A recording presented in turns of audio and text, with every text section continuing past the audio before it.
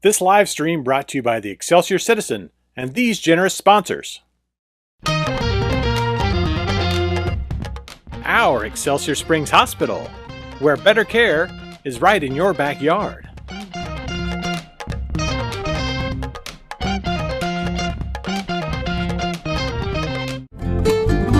The Simmons Sales Team, your hometown realtors.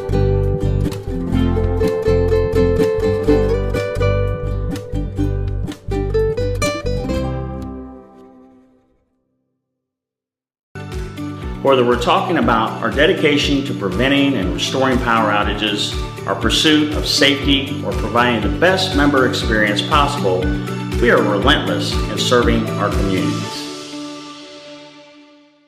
Find out how you can advertise with Excelsior Springs' #1 community resource. Visit ExcelsiorCitizen.com today.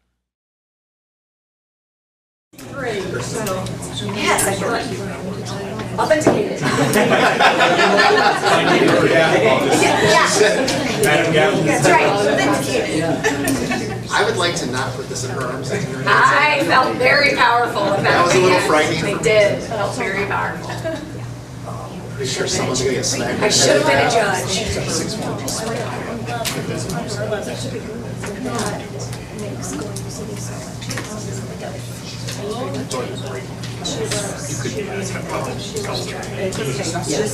All we care about is Yeah.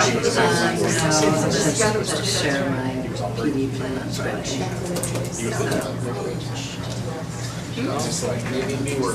I know.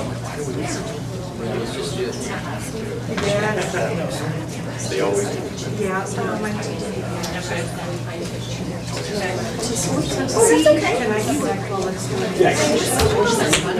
Shelby D. figured everything. So everybody's asking her questions right now. She's got it all figured out. correct. It'll go in, and you have to squeeze tight.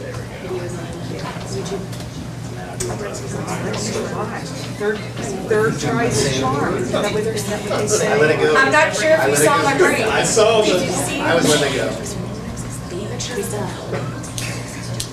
Well,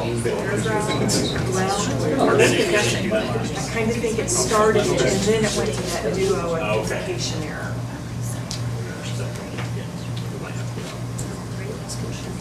Yeah, you could use my laptop. No, it's not. Apologies, we're having IT issues. Yeah. All right, woo, we're good. Okay, just give me a minute to get to the site. All right, thank you very much. I will. For sure, yeah.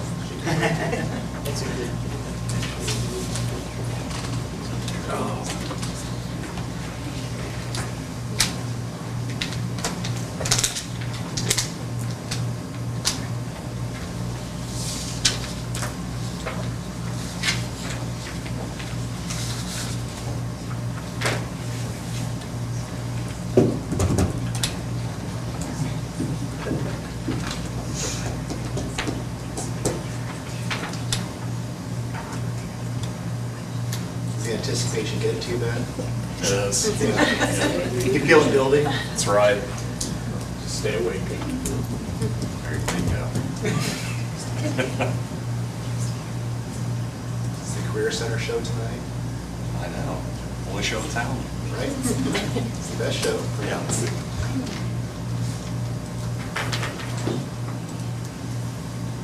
Okay, we're rolling. All right. Thank you. Sorry for the delay. Yeah. We're ready to roll. This time, I'd call the meeting to order, entertain a motion to adopt the agenda. So moved. First by Troy, Second. second by Jill. All those in favor? And that passes 7-0. You will join me for the Pledge of Allegiance. I pledge allegiance to the flag of the United States of America and to the republic for which it stands, one nation, under God, indivisible, with liberty and justice for all. Thank you very much. Before we move to adopt the consent agenda, I'd like to move B17, B18 to discussion action items, letter F. Having amended that, I'd entertain a motion to adopt the consent agenda. So moved. First by Kalen. Second by Kenny. All those in favor? And that passes 7-0. Bear with me here. If I don't write that down in discussion, do it. All right, next up is recognition. Dr. Bully. If it pleases the board, I'd like to recognize Ms. Val Allenbrand from Central Office as our classified employee of the month for this month.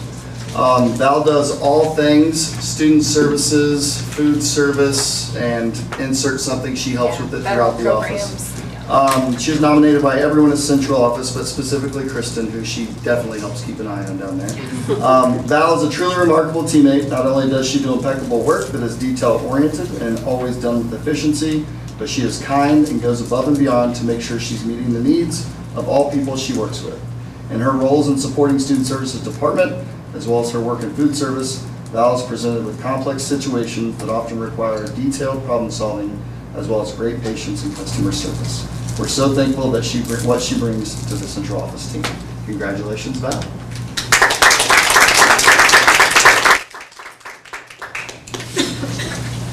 Let her know she has to present next year. Yeah, we told her. She told her she needed to come. She said she'd think about it. She's on the fence. All right, next up is MSBA delegate report. Darren. Sure, we have a video.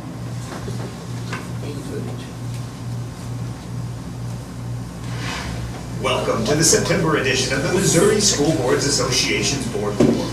With schools across the state back in session, don't forget to share the excitement of students, staff, and the entire public school community with your local legislators. Invite your legislators to celebrate the return to school with a day touring your school district.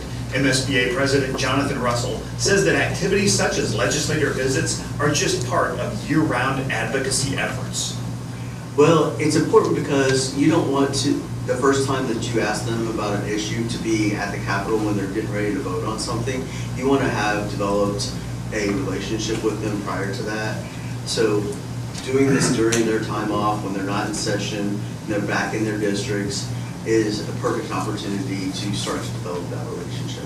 When the legislature returns in January, Missouri is guaranteed to have a new governor, new leadership in both the House and Senate, and at least 58 new House members and 10 senators, almost a third of the legislature.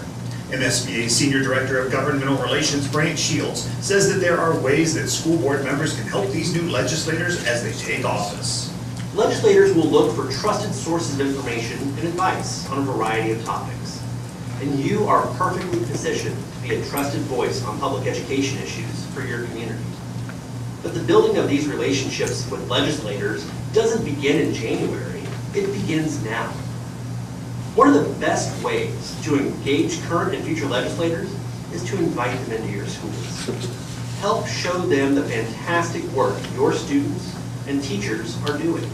And with the start of the next legislative session just around the corner, make sure you don't miss the upcoming Fall Delegate Assembly. This Delegate Assembly is the chance to have your voice heard on issues surrounding public education as we head toward the next legislative session. The Fall Delegate Assembly will be held during the Friday of annual conference. And if you haven't registered for the conference yet, it's not too late. The 2024 MSBA Annual Conference, in cooperation with the Missouri Association of School Administrators and the Missouri Association of School Business Officials, will be held October 17th through the 19th in Kansas City. The event will once again feature numerous breakout sessions and workshops, many presented by school leaders from districts throughout the state, plus the Education Expo and another great lineup of general session speakers. And once again, the My Favorite Book Drive will be back at the annual conference as well. Donate your favorite pre-K through 3rd grade book and be entered into a drawing to win 500 books from Scholastic. Increase your district's chance with your whole board's participation. At least 6 districts will win. Each winner will receive at least one curated Scholastic collection of books along with donated books. Winners will be announced at the second general session on Saturday. One of the primary areas of emphasis for Jonathan Russell during his year as president is literacy. And he says that the My Favorite Book Drive is a great way to help students. Well, I just want to extend a challenge to all board members to make sure that you bring some books to donate to our book drive at conference. For every book that you donate, you get your name put in a drawing to win some books for your school district. So I won last year, and that was amazing. I brought 3 books last year and got 3 chances to win. Literacy is the key to all education. You know, once you gain a really good, strong reading skills or a passion for reading, that opens so many other doors in every other subject. That's it for this month. Thanks for allowing us to have some time at your board meeting, and we'll see you in October for the next MSBA board report. Anything further, Darren? No, sir. Right. Visitors forum, Lisa? No visitors this evening. Moving on to discussion and action items. First up is the only show in town, the Career Center. Sorry, ladies. He's presenting. Okay. Good evening, everyone. I was going to give you guys a quick little update on some current and past data from the Career Center. I want to start off first with some of the facade updates and building updates. So we are about completely finished. I'd say about 98% finished with everything. So I don't know if you've driven by at night or in the morning, but the front of the Career Center looks fantastic now. Widened entrance too, so it's kind of nice and accessible, very inviting. On the inside, they redid the vestibule on the inside and they made the entrance part, so they did some new lighting, did some wall wrapping, so it's a little more inviting as you walk into the Career Center. Looks a little bit different, so it's always a good thing. So great building, just kind of needed a little makeup put on it, so keep it going. And then also, I think what I was most excited about, we got some new bathrooms. So after 25, almost 25 years, it was about time for some updates in there. So a lot more accessible, a lot more just clean, neater, and the light is a lot better. So we're happy with the progress that's been made, and there's just some small things, punch list items that need to be done, but for the most part, all done, and it's looking good. You should come by, check it out. First piece of data I want to talk about tonight was post-secondary placement data. Just kind of a quick reminder for those.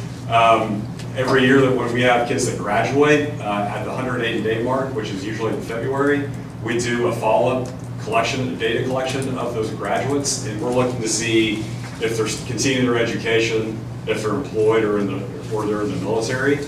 And so we're in charge of doing that for all of our sending schools. And so this year, overall, we had a pretty big significant jump in the number of kids that were positively placed. And so it went from the 2022 data was 61.76, and this year we got it up to 78.6%. I think a lot of that had to do with our data collection. We were able to find all but one student, so which I give a props to Dr. Wickham, Dr. Everett to kind of set some things in motion to kind of collect all the contact information while they were gone. And then too, Dr. Wickham and her staff helped us out, track down any kids that we couldn't find at the high school. And so that's a very good number.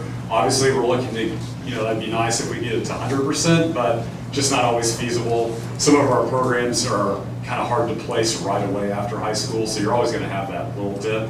But just a reminder, the green, the positive placements would be they are continuing their education in their field that they studied. They are employed in their field that they studied, or they joined the military. So those are all good numbers, and we're satisfied with the outcomes of that. I jumped right ahead. Sorry. Some quick data on program and programs and the number of IRCs and TSAs earned. So we had a total of 308 IRCs and TSAs earned from our students at the Career Center last year, which is a little bit above the year before. I think it was around 280. So what's that? What do those mean? Sorry. Yeah, great question. Industry recognized credentials and technical skills attainment. So the IRCs basically let an employer know that you have the aptitude to jump into the field and start working. And that's basically kind of that's our report card that we use for our programs to make sure, hey, are they being effective? So if we're not seeing those numbers or our kids aren't earning them, then we're not doing something right as far as instruction goes. And another number that's not up there is of the students that attended last year, 88% of them earned either an IRC or TSA, or both. So that's a big number, and I'll tell you why that's important here in a couple of slides.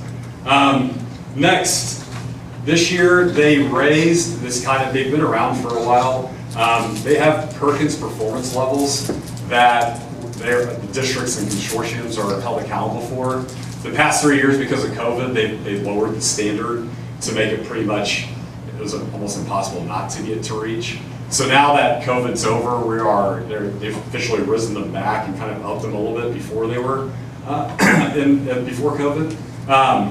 So there are 7 indicators that they're looking for. Some of them we don't really have any control over. And mainly the bottom 2 are the ones we really focus on as far as for the CTE portion. But regardless of it, data is good data, and it's also good to see what they're looking for so that we see areas that we need to improve on. This is all based on concentrator data. So what they look at is if you're a student and you take 2 classes in the same career cluster, you are considered a concentrator. So a kid that comes to our program completes any one of our programs as a concentrator because it's 3 credit. We give them 3 credits for that. So if they're in our programs, they're a concentrator. Or if they're at the high school and they take a couple of business classes, they are a concentrator. And the reason why that's important is I go down and I'll tell you why that's important as well too. Now, when I go through this, keep in mind, the more concentrators is good. So you want a lot of concentrators because a lot of our funding is based off the number of concentrators we have. So on the flip side of that though, there's some accountability things that come up with that sometimes might not have been on our radar in the past, but so remember, concentrators are good. So our consortium, the way it is, the way they judge us is we collect Perkins money from Lathrop, Lawson, Warwick, and Kearney. And so when you include us, that's our Excelsior Springs consortium. Liberty keeps their own money, so their data is not included in this. So if they are a concentrator at all those high schools, I think there was 580 concentrators at all of our sending schools last year. And then they go off, okay, so then they look at all these different indicators. So for your graduation mark for last year, the FY24 mark is 96.8. At the consortium level and at our district level, we're good there. Same thing with our academic proficiency in ELA. Math, whatever reason, if you go to the NCDS, the math data they have for us, it has like one of the stars, which means I don't know if they have incorrect data or not enough. So that's why it has the NA for us. I don't really know what was going on there. But then academic proficiency in science, we're good in that. So now comes the ones that kind of matter a lot. So the post-program placement, that's a little different than the slide before where I showed you, hey, how many positive placements are. So for that, to reach that standard, all you have to do is be working or going to school. So it doesn't matter what job you have or what school you're going for, or if you're in the military, that's positive placement for them for this indicator. So the reason why ours is a little bit different is because it's tied to the class that they attended, the course they attended, so the program. This is just, hey, if they went to college, are working, or are in the military account. So post-program placement, the goal was about 93.5. Excelsior was at 90. The consortium was at 97.68. So as a consortium, we're good. Now, the last 2 are the ones that, for us, we have the most impact on and we can improve it, and also the ones we can improve the most on. So the first one is non-traditional program placement. So what that means is gender-wise, like, hey, do we have a disproportionate number of not enough females in, like, say, the skills trades? Or in our health services, do we have enough males in it? So that number, the last couple of years, was like at 2%. So now, coming up, years, it's going to keep going up and up. And so this is where sometimes our data is a little skewed, because if you look at just the Career Center kids that we have, we're pretty good in both of these areas. But when you look at other schools, the sitting schools, sometimes theirs might be lower. Okay, so that's where you're going to have those lower numbers, which is also good data to have. So we do need it. That is a problem, that we don't have enough either females in the male-dominated professions and enough males in the female-dominated professions. So again, accountability is hard, but it's also good data to have, because those are things that we need to address. And then on the last one is attaining the recognized post-secondary credential. So you're like, well, wait a minute, then a couple slides before we were at like 78% or whatever, we're doing great. Well, so here's what happens a couple times. So if you're a freshman or sophomore, you might take a couple business classes, and now you're a business concentrator. You're in that career cluster. Your senior year, you come to us, you take electrical or in your core and you're fine, but you were marked as business and you don't have an IRC for that. You didn't take an IRC.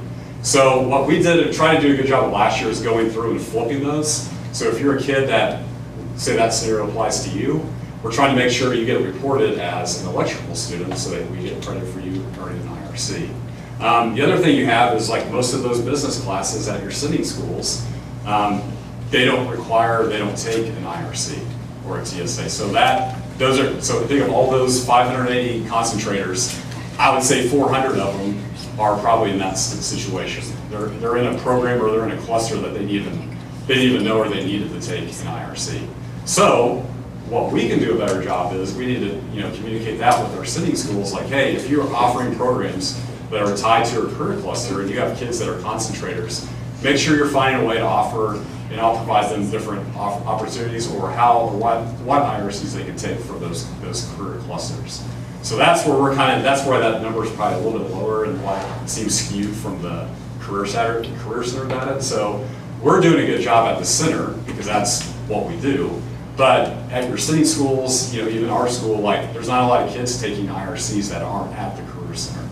And so those are all good. It doesn't matter what program you're in, they're good to take. So we're going to definitely do a better job following up with our sending schools and making sure they're aware of that. So consequences for that. So if for 3 consecutive years, you don't make it within 90% of the goal for any indicator, then you kind of put on a plan of improvement. So you have to come up with a plan about how you're going to improve that. And then they'll monitor that plan, making sure you're making progress. And if not, there can be kind of a financial ramification for that. Although I think if you're given 3 years, I think that'd be plenty of time for us to address that and improve. I'm not super worried about that. But again, I know some people are like, well, why don't we just not mark them as concentrators? Well, we want them as concentrators because that helps other funding, our basic performance money. So it's kind of the double-edged sword with it. So you want to make sure you have as many concentrators as possible, but you want to make sure those concentrators are also given the opportunity to earn an IRC so that we're meeting our Perkins performance levels. Are there any questions about that at all? Because that's kind of confusing. I have a question. Yeah. I'm sure nobody's surprised by that. Yeah. The one question that I had was when you are trying to inform the sending schools about the IRCs and trying to get that that percent up higher, does the sending school get more funding as well, or only Excelsior Springs? So there's a benefit for them. Yeah, there's a benefit right? for everyone. Yes. Yeah. So it's not just, hey, we're doing it because we're going to make this for everyone. So that's a great question. So it's an incentive for everyone, and too, the Perkins money affects it. Like everybody gets Perkins money, and so that those that in our consortium they give us ours. So the more money they have to give us, that lessens their tuition total that their kids have to pay for their kids. Yeah, good question. Next is enrollment. So there are enrollment numbers for this year. We were unfortunately unable to fill the electrical position that opened up. However, we were able to place 21 of those students into other programs, which we were pretty proud. We were kind of worried because that was a lot of kids that we didn't want to have to send back, and so we were able to open up some opportunities in other programs. The other thing, we were able to, if they were wanting to or they were interested in doing it, we're still allowing them to take the OSHA training, so they're going to get their OSHA cards, OSHA 10 cards. So I know that's a big thing for a lot of them. So even though they're not in a program that requires an OSHA 10 certification, we offer them the opportunity to take that if they wanted to. So that all started today, and so hopefully get all those kids that were interested in doing that, they can have the opportunity to earn their OSHA cards.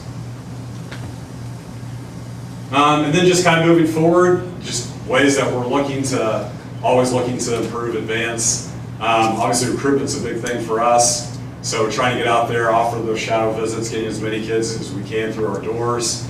Liberty sends us a lot of their 8th graders. We've opened that up to anybody that wants to come or send kids. Even the earlier you start them, the more informed they are. So it's kind of funny, you hear the kids that we have right now talk about, I got interested in this when we came on our shadow visit. We came that one day, got to walk around all the programs, so that's a good way. If nothing else, just to kind of let them aware of, hey, what we have available. Site visits, so going out, getting out there, talking with counselors, because they're kind of our kind of first line of people that are talking to every kid and making sure they know those opportunities they have at our site. And then marketing, just getting out there, spreading the word, making sure all of our chambers of commerce know what's going on, and so they can spread the word. Partnerships, getting our kids out in internships, also doing shadow visits with our kids to their businesses, advisory meetings. We've got a lot of people that come from industry that sit on our advisory boards. It's great because we make those connections and those partnerships, but also they kind of tell us, they keep us saying this is industry standard now. So a lot of that stuff is helpful information, not only for them, but for us as well.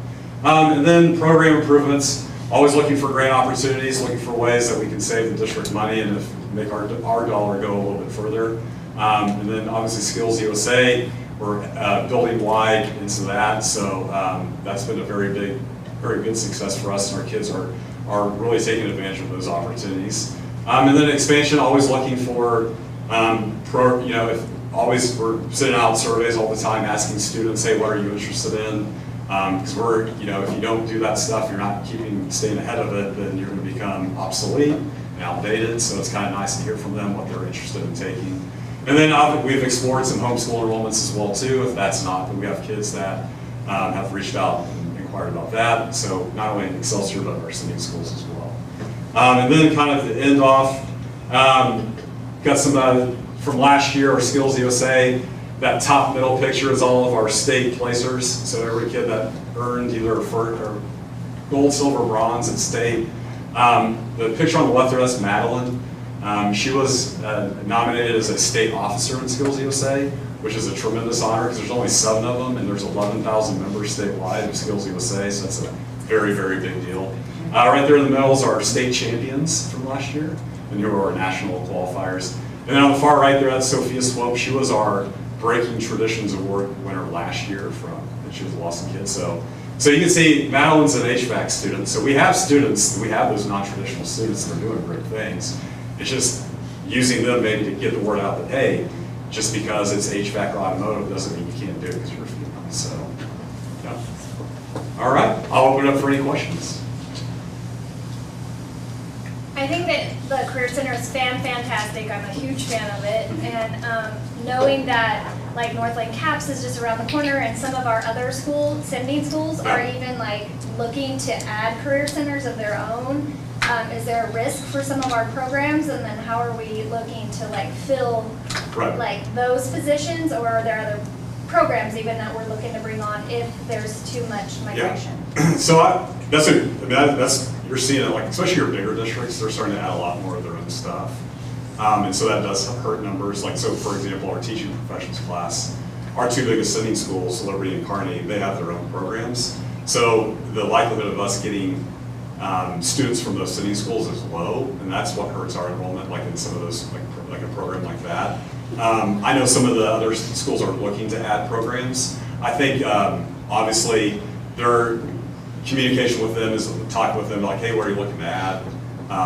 Is that something that, hey, we can already accommodate so you save yourself money? Or on top of that is like, hey, we sunsetted our computer program just because enrollment was so low. So we're able to put in a physical therapy, sports marketing program in that place because that had a lot more interest in it. So just kind of trying to stay ahead, like I said, doing the student surveys, because if we're not going to do it, somebody else will. And so we're trying to stay ahead of that so that way, hey, we're offering the programs that people want to do, so reduce the risk of that. But I do see, like, to me, like if you want my honest opinion, the biggest concern I see is just the bigger schools trying to do their own thing and replicate what we have. And they can't do it as well as we can. And then not only are you putting, like, you're doing programs that's taking kids from us, you're also, like, it's hard to find instructors for those spots too. So you're diluting the field, but then also it's making it even harder to find people to fill those positions. So, yeah, that's definitely something on the radar. So that's why, again, just trying to stay ahead of the curve of, hey, what do people want? Is it feasible for us to offer that? And that way we can do that so that, these schools don't need to do that. Any other questions? Thank you, Ben. Yeah, thank you. Appreciate it. Yep. Next up is approval of the server crew invoice. Dr. Collins. This does, sir. We don't usually put these in here, but I thought in this case, this was kind of a special one. We talked a little bit about it last month, so I thought it would just be good for you to see just how much it cost to try to remediate any of the mold issues that we had at the ECC and in the trailers for Lewis. So we do have the air reports back from them. So everything that's occupied currently was completely clear. There was one trailer that still we weren't comfortable with, and we moved out of that. We're not using that trailer. The company, Bill Scott, that provides the trailers, they wanted to come and test it themselves to see if they agreed with the test we had or not, and that's going to come down to a credit issue of how much or if we get a credit back on that trailer, which is what we're working towards, but we'll have to see how that plays out. Either way, we're going to move forward with what we currently have. So this is the invoice. I just wanted to put this out in front of you so that we could actually talk about it. You can see that it was pretty extensive. We went over budget. There were a few extra things we had ServPro do in addition to what Newkirk and Hales HVAC performed. We also went ahead and rented the air scrubbers for the trailers for an additional month just to make sure that there wasn't any kind of another flare-up or another pop-up of some kind. So I didn't know if that was more psychological for everybody or if it actually had a benefit, but for what we were spending on it, it seemed well worth it to spend a little extra to make sure that those were perfect. So I would just ask that the board approve this invoice as presented so we can get it paid. Entertain a motion to approve. So second. First by Troy, second by Kalen. Any questions, comments? All those in favor? That passes 7-0. Getting close. Superintendent's report, Dr. Collins. I just wanted to bring a couple things and kind of make sure that we were on the same page with some of the upgrade plans. You know, we talked a lot about what we were doing this summer for parking lots. So we were able to get Elkhorn parking lot completely redone. We were able to do the district office parking lot, and we were able to do, we already had Cornerstone was brand new, Lewis being worked on. The ECC will come after we get the Lewis out of there. The middle school also received an entire new parking lot this year. Those are very expensive projects. So what we really want to do is start putting that on a schedule so that there's not having to be $800,000 to $1 million every year. We're going to have to do the high school. Okay, the high school is really the priority next. The high school will cost anywhere from $650,000 to $750,000 to do all of it, just for that one building. So we're going to have to see what we can do to come up with the capital funds to try to afford that. We might have to split that out over 2 years and do half of it one year, half of it another year. But that's something we're going to be working towards. There's some additional projects we've talked about in the past, and that's the exterior updates on the high school, where we can stain the brick the way Elkhorn did. It would have a similar look to how Elkhorn is. There's a little bit more work because they have some siding, like over the pack area, the siding. So that's going to take some additional work. But we would get all that updated if we move forward with that plan. And then the following year, we would probably come back and do some ECC updates. Once we get Lewis completely out of there, we'll want to start looking at, they're probably going to need a new parking lot. They're probably going to need some updates on their exterior as well. So that's kind of the, we'll get IDS to come in and do an update on the long-range plan, and we'll talk about that a little bit, but those are some of the items that are kind of out there that are kind of big ticket items. I just want to make sure I keep those in front of you guys so you know that it's something that we want to be able to do, but first we have to make sure that we can be fiscally responsible to afford it as well. And then middle school upgrades, you know, we need to start looking at, and I know Dr. Bullimore has already started to look at this, is when can we run a bond issue to help do some work on the middle school. So the middle school heating and cooling system is aging, right? So that building's 25 years old now, and it's time to upgrade it. It's very expensive. Okay, we're talking millions of dollars just to do the HVAC at the middle school. We don't have the funds to do that just out of our normal money. So what we're going to have to do is run a bond issue where we could use that money to then get the middle school updated and possibly do some of these other projects, maybe pick up the parking lots that year to kind of give us some buffer. That's kind of the plan. That's probably 3, 4, 5 years down the road. He's going to figure out specifically when the date is that we can and should run that, but you're looking at that around the corner. So as a heads up. What else is in here? We've got our tax rate hearing is set for later this month on the 24th. That'll be at 5:30 here in this room. And I just wanted to give some information quickly about how we break down the budget. A lot of people, especially out in the community, aren't always aware of how school finances work. You got me? Thank you. I get to talk and I can't use the mouse at the same time. the way our taxes are set, there's 4 different funds, okay? There's Fund 1, 2, 3, and 4. Fund 1 is like our checking account, okay? Fund 1, we pay for everything comes up in and out of 1 for the most part, okay? Fund 2 is a teacher's fund. What we do is we transfer money from 1 into 2 just to pay the teachers out. That should zero out every year. So at the end of the year, we end up with a 0 in Fund 2 because we just put enough money in there to pay its certified benefits and salaries, okay? Fund 3 is our debt service. So when you say you're going to have a bond issue, all that money goes into Fund 3 and out of Fund 3, and it's all set, right? There's not a ton of control on how we set that up. We have to fund that enough so that we can afford to make our debt payments. We're required by law to do so. And then Fund 4 is our capital expenditures. So that would be things like buildings, signs, any hard objects that are going to be there that aren't supplies or reusable things. And we do put some money in there because we also have a lease purchase for Lewis. So we did a bond issue for Cornerstone. That's all Fund 3. Everything to pay for Lewis is done out of Fund 4 because we funded it differently through a lease purchase. What we've done here is we put 48 cents of our levy into Fund 4 because that's what it takes to cover the cost of our lease purchase on Lewis.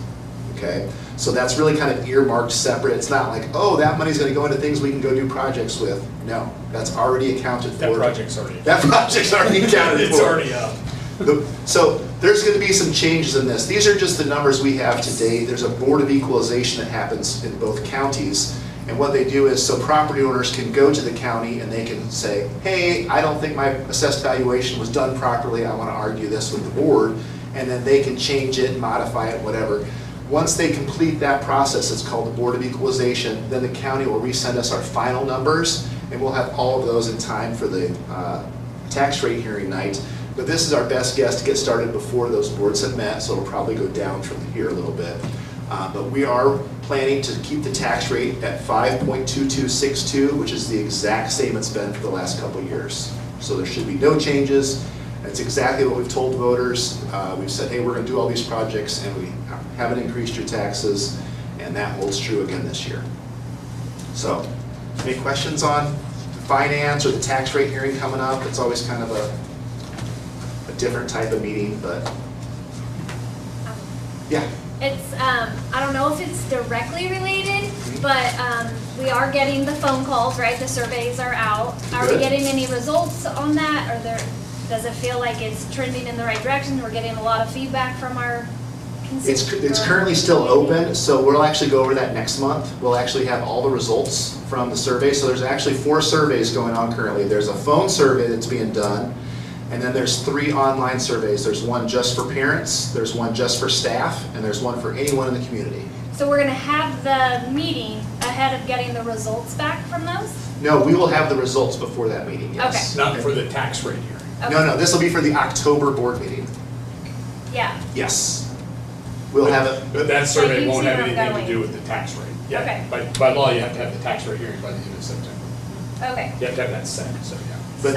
But this is really going to help us do it. So we do this annually. It'll give us some linear data as far as how do people feel about how the school district's doing, how do they feel about their taxes, how do they feel about access to the school. There's all kinds of different questions in there that we track and see how things are developing, where we're doing well, where we still need to improve. Are any of our actions that we've taken, have they proven out positively or not? It'll help us with a lot of that. And it's also, one of the big questions on there is going to refer back to teacher salaries and whether or not people want to increase their taxes to increase staff salaries. So it'd be all staff, all salaries, all benefits would get some benefit if we were to go down that path. But at first we've got to ask whether or not the community even supports that or not. Because we don't need to go to an election if everybody's completely against it. But it's an important thing to put out there, because I think it's going to be the most important thing we do in the next couple of years is try to retain staff. Recruiting staff right now is extraordinarily difficult. There are fewer and fewer people who are getting into education. So keeping our good people is going to be the most paramount thing we can do.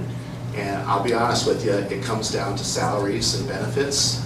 And people, oftentimes we hear this all the time, people don't want to leave here. They say, but what choice do I have if I can make $18,000 more by moving 2 districts over? So that's what we're fighting, and everybody's in the same boat as us. It's not just us. but we have to stay ahead of the curve, and so that's why we're trying to get ahead of this by going out to our community and asking what their opinion of it is. Does that help? Did I answer that right? Yes, I thought that when we were talking about the tax number, you know, like, I blended the two. Oh, no problem. Yeah. No, we have to set this one for the upcoming year. This would be something that if we went to a ballot, it'd be in April. We do an April election, and then it would go into effect next year, the next tax rate hearing. So, but that makes sense though. Any other questions about that? Okay. And then I just had a reminder in your packet here. Thanks for Dr. Bullimore for helping me out there. Just to remind everybody, MSBA is coming up if you guys are going to go. If you need any help with that, Lisa's a great contact. If you need anything, you can call me if you're down there, if you have a question. I'll be in there. I'm actually was selected to present at this year's conference, so I'd love you to swing by and come see my session. It's going to be awesome, probably the best one there, I'm guessing.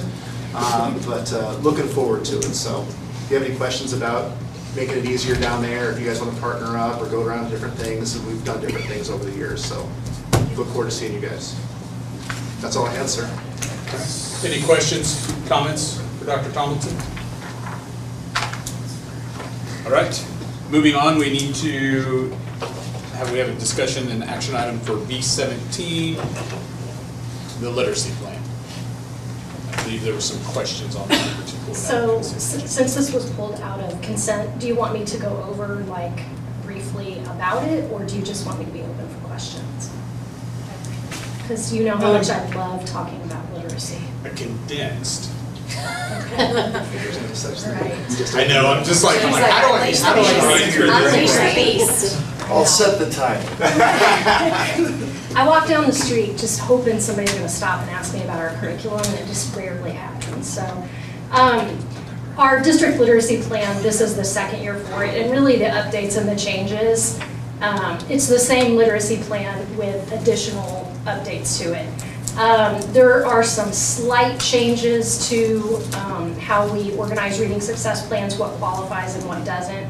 For example, there are cutoff scores in our STAR assessment, which determines if a kid is on a reading success plan, and the state changed those this year, so those were updated. The other thing that I did is dyslexia screening is a little bit confusing. I think with the new teachers that we have to our district, I think it even takes more of a priority to make sure they understand that.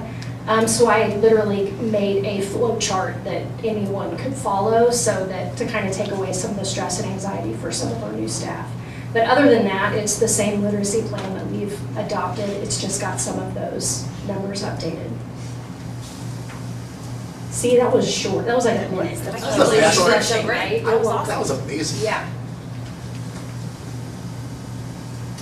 Questions? Yeah, I was just, thank you for that. I did not know that this is something that's been in play for a long while, for a minute, right? So that's good. I saw on there that, you know, the parents have to sign up for it. The parents have to consent. No, or they actually, can opt out. They can't opt out of a reading success plan. Is that what you're speaking to? Yeah, well, one of the last 2 pages, it was, you know, like a sample of a letter that would go to a parent. Yeah. The letter that would go to a parent, and then the parent has to sign it.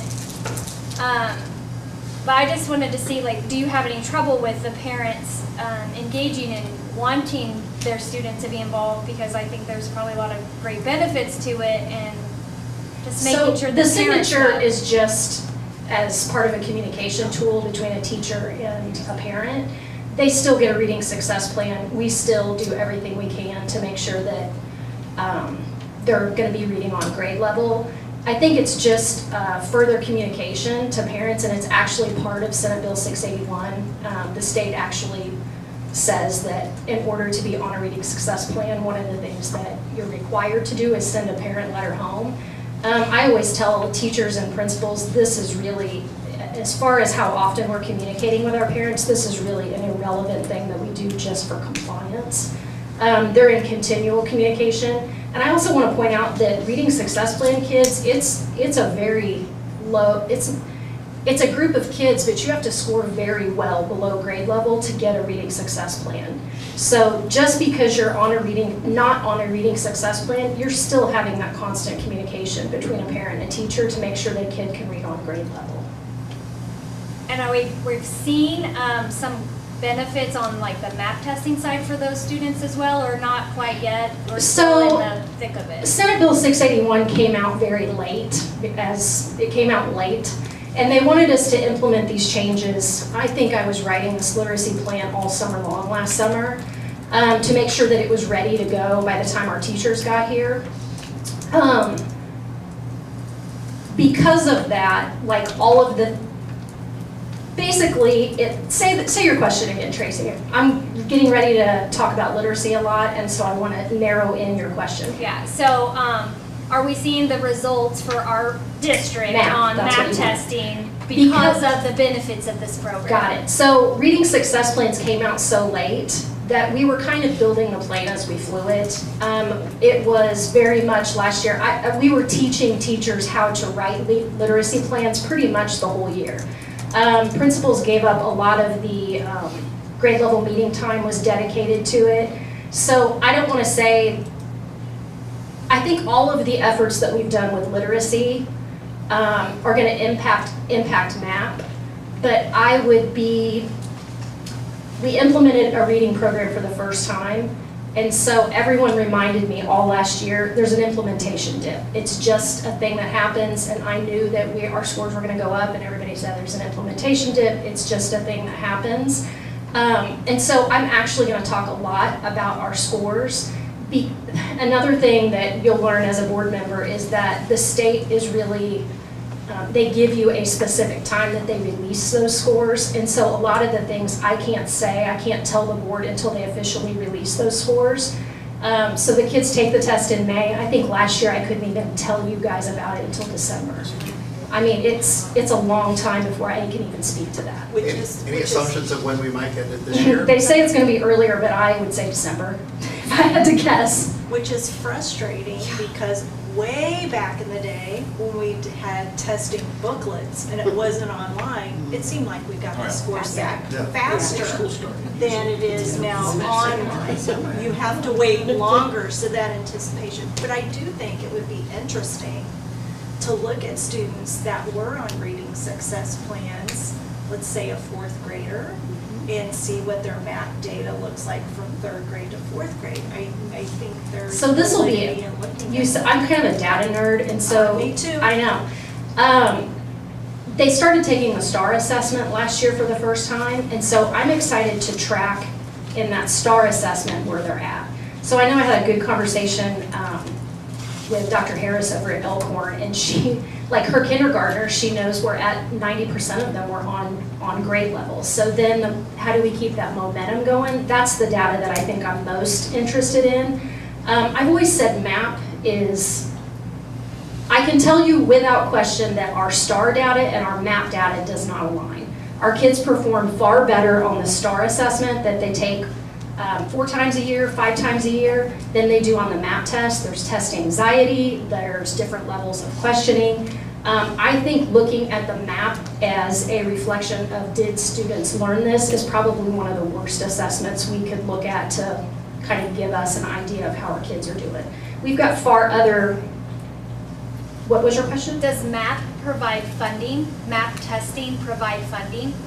No. We pay for the MAP test. Well, but based on our results, do we get more money as a district? It's part of our accreditation. Yeah. It's part of the APR. So there's an annual performance report for every school district, and so that's a component of it. That's a component. Yeah. Okay. Yeah. So I always tell teachers, like, it's like it or not, that's the test that everyone is most concerned about, and the one that kind of everyone asks about, and they put it in a paper. So I think one of the things that we're working on this year, goal-wise, is asking students more MAP-related questions. Once the data comes out, they give you really specific things on the types of questions that kids do well on, the types that they don't do well on. One of the big issues, and Jill, I mean, it goes back to your point of the paper test, our kids really struggle with the technology assisted, and I think that that's across the state too, because there's really, we don't give them a lot of opportunities to drag and drop things. And so, again, the test really doesn't determine if the kid knows the content. They may have just not known how to answer it correctly. So, and online assessments that we've used in the district before, let's say like STAR, because it is NWEA, they don't use the similar technology don't. pieces that like the map does. So we try to give them access. That's why one-to-one is so important, and keyboarding skills for kids is so important. We try to give them that access, but there really isn't a like assessment where they've seen it before and they're like, I know exactly how to answer this matching question. Or so that's one of the stumbling things, is how do we give our kids a more MAP or EOC type experience throughout the year. Thank you, because I love learning more about that area and all of that. There was one last question that I had related to that. And so are the RSP moments within the school day, are they above and beyond general curriculum? I would guess yes, but no. So a kid is going to get what's best for a kid regardless of if they're on an RSP or not. So I was thinking, if they were, do those teachers get any extra career ladder tutoring minutes or hours that they can play into using that, because it feels a little bit above and beyond for them? You know, teachers were doing good practice before the state said, we want you to record the good practice that you're doing. So it was an expectation for teachers to teach kids how to read and to track, can they learn how to read at the different things. So part of the things that they can do is, you know, we have Career Ladder now where teachers can get extra help for tutoring. I am looking at different programs constantly to benefit our most struggling readers. Literacy is my thing. It's all I talk about. It's definitely my #1 goal. But as far as teachers getting extra compensation for what they do during the day, we really, it's something that we can't offer Career Ladder or any extra stipends. Yeah, I felt like I read in 727 that you can get hours within the day if it was above the general classroom requirements. And so, like, if somebody had their study hour, I don't know what you guys call it. Plan time. Their plan time, thank you. Their plan time, and then they want to pull an RSP student and they want to work with them on their plan time, could that count as? Yes, and they're currently getting Career Ladder for that. That's already in place. Yep. Okay. Thank you. And so I know that, like, this is all of the curriculum and stuff. This is my 4th year, and I think most of the board members have been on this journey with me since I started. I would love to have you come by and I can give you just kind of the basics on all of the goals and how we started and where we've been, the curriculum writing, and all of the step-by-step process to get here. Like I said, I'm inviting strangers to my office to talk about curriculum and literacy if they'd like. I'm always open, but I'd love to have you stop by and you can ask me as many questions. I've got a presentation that I'll do in October for the October board meeting, but again, like, I'll just tell you, I can't really dig into MAP because they're not public yet. But I'll try to, I'll paint a picture for you, even without that data. Thank you. Melissa, is STAR nationally norm referenced? It is, Yes, yeah. It's a lot better indicator. Yeah, and it's, in my mind, it is a far better indicator of what a kid learns because of the norming references. MAP is normed to Missouri students. This is a national, every time a kid takes the STAR assessment, which our kids are taking it, it adapts and it gives you the most current information. So that's a good point, Troy. All right. Any more questions on literacy? We'll do both together. Is that okay? I've already got them set up as separate agenda items. All right. So, with no further questions, entertain a motion to approve B17. So, first by Troy. Second. Tracy. Second by Tracy. All those in favor? And that passes 7-0. All right. Next up is B18. EDC mentor stipend. Sorry, I didn't write that down. Just to make sure what we're talking about. Yeah, this one is pretty self-explanatory. This is our PDC and mentor stipends that we need for our new teacher programs. I think the question was if this is eligible for Career Ladder as well. Yeah, Kind of tied to Career Ladder. I can't remember. A little bit, yeah. I have a lot of Career Ladder focus, you can tell. Is so a couple of the questions that I had on the mentors is, how do we decide how many per building? And by the way, I am like team stipend all day long, so I'm not questioning should we do it. I'm just trying again to be informed, and so I'm giving informed votes every time. How do we decide how many per how many mentors we get? Yeah. So it's a one-to-one situation. This is part of the teacher certification program. If you're new, you get a mentor. So we follow state guidelines.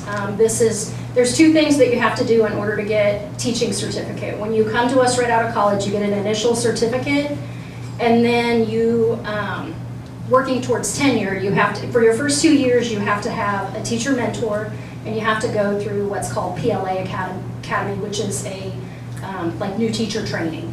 Okay, and then can those hours also be used on their career ladder hours? They can, but the people involved voted to be paid out of PDC funds. So professional development, most of the people on this list are your above and beyond people who actually asked to be paid in cash because they usually run out of career ladder hours. And so in addition to that, I put it to a vote with the committee, and PDC decides every year what they want to do.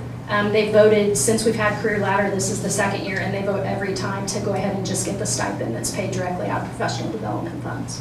Okay, and then what is the difference between the building rep and the mentor? I mean, the mentor is self-explanatory. A building rep is a PDC member, and they're voted on. Like, that is my committee. So the building rep is a committee member for professional development committee. Their primary role is to basically spend the professional development budget and to really kind of speak on behalf of the teachers to decide how we spend the money and how we are going to move forward with professional development. So that's voted on. They're on, I think, a 3-year cycle, and then they're voted on by their buildings. Their buildings choose who they want to represent them. Okay, thank you. Yeah. Any further questions? And they aren't paid cash. I just wanted to understand it's not cash. That's right. I don't pay them in a bag of dimes or anything. Like yes. You're approving the stipend right now. I'm not going to hand them, I'm not going to hand them cash. Legal clarification. That's really good. That's a great. Just wanted to make sure everybody was on it. It's always answered those questions. All right, hearing no further questions, I'd entertain a motion to approve B18. So, first by Troy. Second by Jill. All those in favor? That passes 7-0. All right. Anything else? Lisa? All right. At this time, I'd entertain a motion to adjourn. So moved. Got first by Kaylin. Second. Second by Tracy. All those in agreement? Disagreement? That passes 7-0. Thank you all. Thank you all for coming out. Dr. Harris, nice letter on Facebook. Yeah, thank you. It was a good letter.